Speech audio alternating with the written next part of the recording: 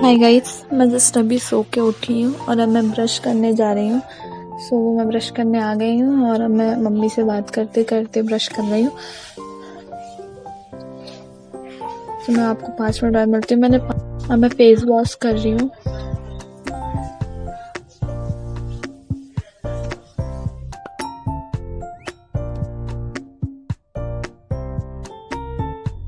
मैंने face wash करके मैं छत पे गई मॉर्निंग वॉक के लिए। और वहाँ पे इतना प्यारा सा कबूतर दाने खा रहा था, तो मैंने उसको और दाने डाल दिए तो और खाने लगा। फिर मैं जल्दी जल्दी नीचे आई, फिर मैंने नहाया और फिर मैं पूजा करने लगी। और पूजा करने के जस्ट बाद में 9 बजे से मैं अपनी ऑनलाइन क्लासेस अटेंड करने लगी। तो अभी मैं ऑनलाइन क्लास ज्वाइन कर रही हूँ। मेरी ऑनलाइन क्लास थी तो मैं वो अटेंड करने लगी। इसके बीच में ही मैं चाय पी रही थी और बिस्किट खा रही थी। ये मेरी फर्स्ट क्लास है इंग्लिश की, जो कि नंदिनी मैम देती हैं। हम सेकंड चैप्टर पढ़ रहे हैं और इसके बाद सेकंड क्लास मेरी अकाउंट्स की होगी। ये हमारी अकाउंट्स की टीचर है शादना मैम। बाद मेरी थर्ड क्लास बिजनेस स्टडीज़ की होगी। तो मैं बिजनेस के कुछ इम्पोर्टेंट पॉइंट्स रीड कर रही थी ऑनलाइन क्लास से पहले। इसके बाद हमें थोड़ी देर का ब्रेक मिलता है जिसमें मैं खाना खाने लगी। तो खाने में आज है दाल, रोटी और बूंदी का रायता। इसके बाद मैं फिर छत पे गई और फिर मैंने ये प्यारी सी वीडियो शूट की।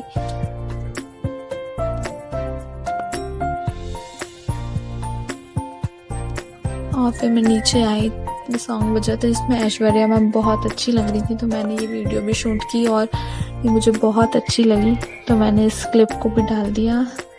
ये मूवी है एक्शन रिप्ले, जिसमें ये सॉन्ग आ रहा है। वो सॉन्ग है ओ बेखबर।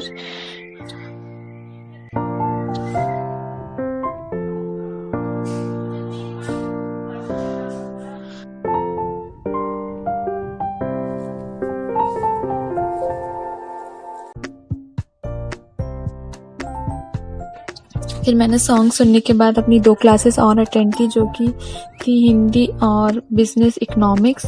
इसके बाद मैं फ्री थी तो मैंने ड्राइंग करना स्टार्ट किया। तो मैंने राधा कृष्ण की एक पिक्चर ड्रॉ की जो कि मुझे बहुत अच्छी लगी है। आप देखिए कितनी अच्छी लग रही है।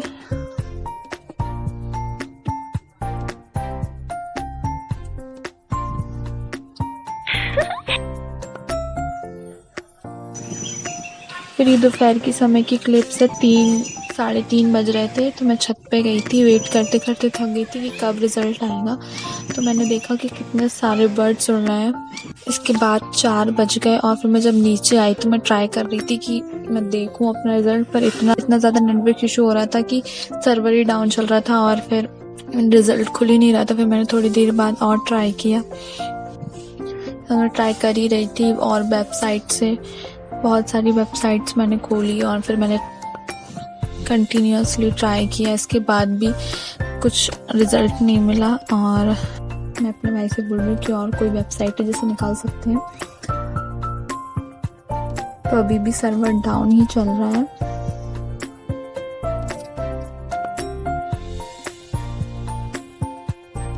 तो मैंने सोचा कि अब और वेट करते हैं, इसके बाद हम फिर से ट्राई करेंगे।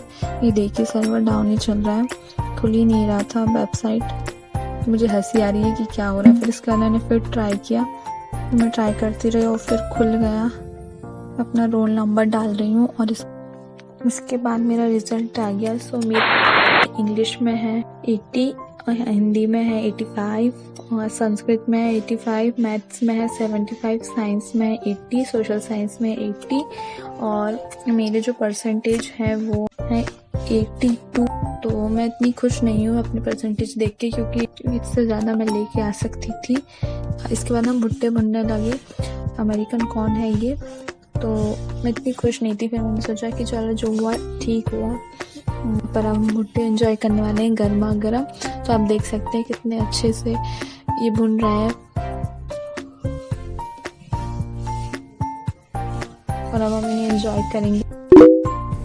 सो गाइस, मेरा रिज़ल्ट आ गया है। अब जो भी हुआ ठीक है, बट मैं इस डिसीजन से हैप्पी नहीं थी कि हमारे एग्ज़ाम कैंसिल हो गए हैं।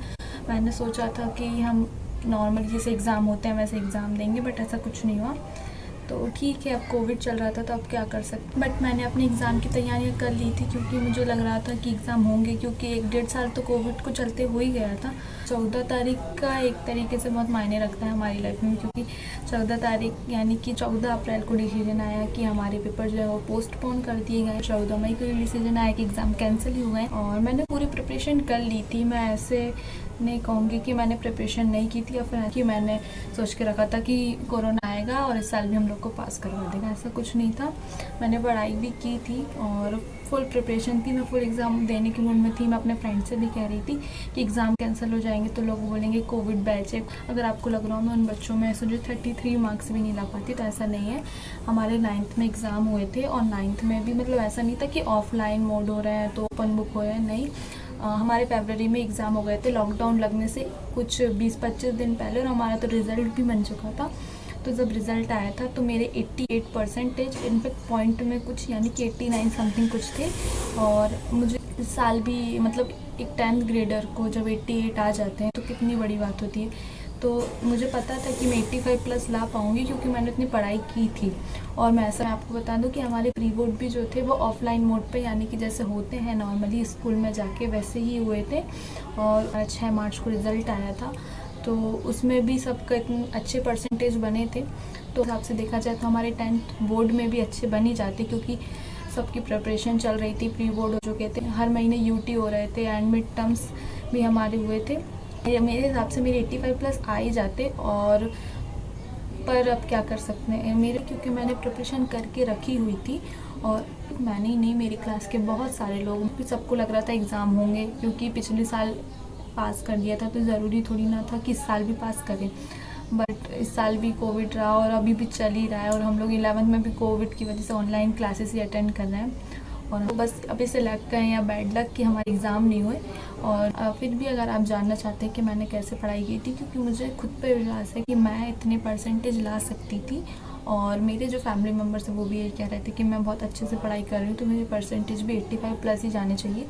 और उस हिसाब से देखा जाए कि मेरे पिछले जो परसेंटेज रहे हैं 9th में 8th में, 8th के तो चलो छोड़ो, 9th के उस हिसाब से आ जाते।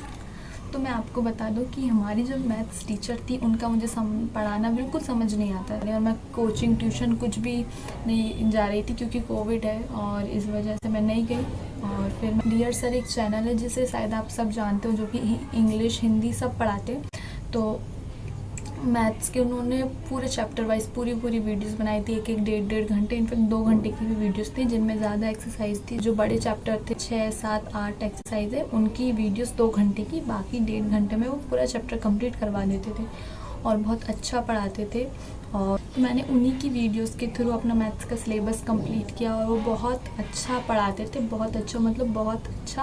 और मैं ऐसा करती थी जैसे कि मैंने पूरी वीडियो देखने के बाद वीडियो बंद करके कॉपी लेके बुक लेके खुद सॉल्व करती थी, और जहाँ नहीं होता था वहाँ मैं वो वीडियो देख लेती थी। ऐसा सिलेबस कंप्लीट हुआ। और हम बात करें हिंदी और संस्कृत की, तो मैंने इन पर इतना ध्यान नहीं दिया। मेनली संस्कृत पे तो दिया भी था, हिंदी पे तो बिल्कुल नहीं दिया। मैंने सोचा कि बाद में कर लेंगे, और मैं हमेशा ऐसे ही करती थी। तो वो मैं थोड़ा बहुत अपने अकॉर्डिंग पढ़ लिया करती थी बस। और अगर बात स्टडीज़ और साइंस की, तो हमारी दोनों ही टीचर बहुत अच्छी थी हमारी जो, और उनकी वजह से मेरी साइंस के अच्छे परसेंटेज आए। एंड मेरा जो प्रैक्टिकल हुआ था वो मतलब, और प्रैक्टिकल भी हमारा ऑफलाइन मोड ही हुआ था, हमें स्कूल जाके ही देना पड़ा था। मेरे 20 में से 20 आए थे। और हमारा जो सोशल का प्री बोर्ड था वो भी अच्छे से गया था, मेरा तो बहुत अच्छे मार्क्स आए। पढ़ती थी सोशल स्टडी और साइंस को, जैसे सुबह उठ गई और फिर उठते से मैं दोनों में से कोई एक सब्जेक्ट पढ़ लिया करती थी। पहले पूरा चैप्टर रीड आउट करती थी, देन रिवाइज करती थी जो हमें हाईलाइट करवाया जाता था, या फिर हमें खुद इम्पॉर्टेंट लगता था कि ये उसे हाईलाइट कर लिया करते थे। देन उसे मैं पढ़ती थी, फिर चैप्टर ख़त्म होने के बाद उसे रिवाइज करती थी। साइंस तो बिल्कुल समझ के ही पढ़ा था, क्योंकि मुझे पता था साइंस रट के कुछ काम नहीं करेगा। तो ऐसे मैंने साइंस और सोशल स्टडीज़ पढ़ा था। जैसे कि अगर मैं एक सब्जेक्ट सुबह में पढ़ रही हूँ तो एक शाम को पढ़ती थी।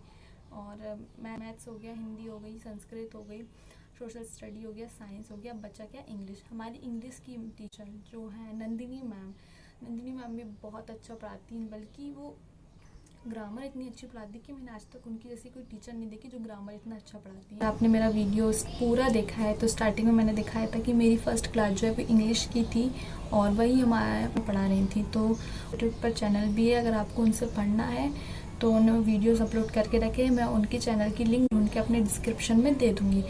तो वो बहुत अच्छा पढ़ाती है। हमारे सारे सब्जेक्ट के बारे में क्लियर हो गया कि मैंने अपनी पढ़ाई कैसे की थी और मैंने अपने कुछ मॉडल पेपर भी सॉल्व किए थे। हमारी पेपर प्रेजेंटेशन बहुत मायने रखती है। मैं देखा है कि लोग बहुत अच्छे से लिखते हैं और ताकि चेकर को भी प्रॉब्लम ना हो कि मार्क्स ना काटे, तो मैंने अपने घर में जितने भी लोगों से पूछा सब ने यही कहा कि जितना हो सके उतना साफ लिखना चाहिए, काटा पीटी नहीं करनी चाहिए। तो एक चैनल है शोभित निर्माण, या जिन्होंने साइंस के हैंड रिटन नोट्स भी दिए थे बहुत ईजी लैंग्वेज में। और मैंने पेपर प्रेजेंटेशन सीखा तो हमारी स्टडीज़ हो गई, पेपर प्रेजेंटेशन हो गई, सब हो गया, बस एग्ज़ाम ही नहीं हुए। तो कोई नहीं, अब 11th है, 11th में दिखाएंगे। 11th लोकल है तो क्या हुआ, 12th तो है और 12th तक तो कोविड क्या सारी बीमारियाँ चली जाएंगी। और आई विश कि कोविड चला जाए ताकि हम 12th में अपने ऑनेस्टली हमारा जो पेपर होता है वैसे हम दें पेपर और लोगों को भी पता चले, हमें अपने आप को पता चले कि हम कितने काबिल हैं। That's it. अगर आपको वीडियो अच्छा लगा तो please subscribe to my channel and press the bell icon, ताकि जब भी ऐसी अच्छी वीडियोस अपलोड हो आपको पता चल जाए। Share it with your friends and family. तब तक के लिए बाय बाय।